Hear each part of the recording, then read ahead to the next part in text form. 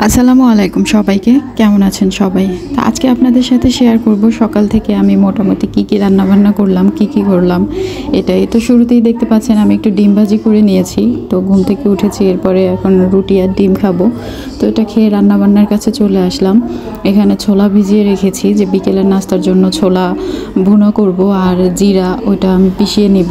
আর হচ্ছে মুরগির মাংস নামিয়েছি আর মাছ নামিয়েছিলাম, ওটা ভিডিওতে দেখাতে ভুলে গিয়েছি। তো এরপরে হচ্ছে আমি ছোলাগুলো ভাজি করে নিচ্ছি। আর আমি টমেটো ফ্রোজেন করে রাখি, এখন যে টমেটোর দাম আসলে ফ্রোজেন করে রেখেই বেটার করেছি। তো ওই টমেটোগুলোও দিয়ে দিলাম, এরপরে ছোলাগুলো ভাজি করে নিচ্ছি। আপনারা ছোলা কে কীভাবে ভাজি করেন অবশ্যই কমেন্ট করে জানাবেন। আমি কিন্তু এক এক সময় এক এক রকম ভাজি করি, মানে রান্নার টেস্ট এক এক সময় এক একভাবে আনার ট্রাই করি। তো ছোলা রান্না হয়ে গেলে এরপরে হচ্ছে আমি মুরগির মাংস রান্না করব।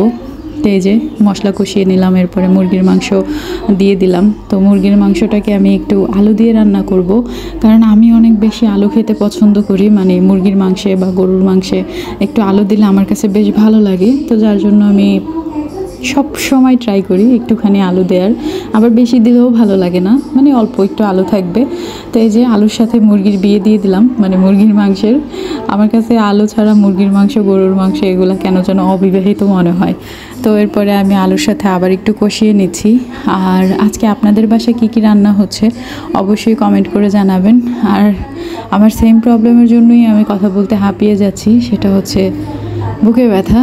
তো যার জন্য কথা অনেকটা হাঁপিয়ে হাঁপিয়ে আসতেছে, তো একটু ইগনোর করবেন প্লিজ, আর আমার জন্য একটু দোয়া করবেন। তো এই যে আমার কষানো হয়ে গিয়েছে, তারপরে আমি পানি দিয়ে দিলাম। পানি দেওয়ার পরে আমাদের বাসায় আবার একটু ঝোল পছন্দ করে সবাই, যার জন্য একটু ঝোল করে রান্না করেছি। তো মুরগির মাংস রান্না করতে করতে আমি আশেপাশের কাজও করে নেব, মানে যে সব থালা বাসন হাঁড়ি পাতিল ময়লা হয়েছে ওইগুলো ধুয়ে নেব। আমি আসলে একত্রে করি না, আমি রান্না করতে থাকি একদিকে, অন্যদিকে ধোয়া মোছা করতে থাকি। তো এই ছিল আমার রান্নার ভিডিও।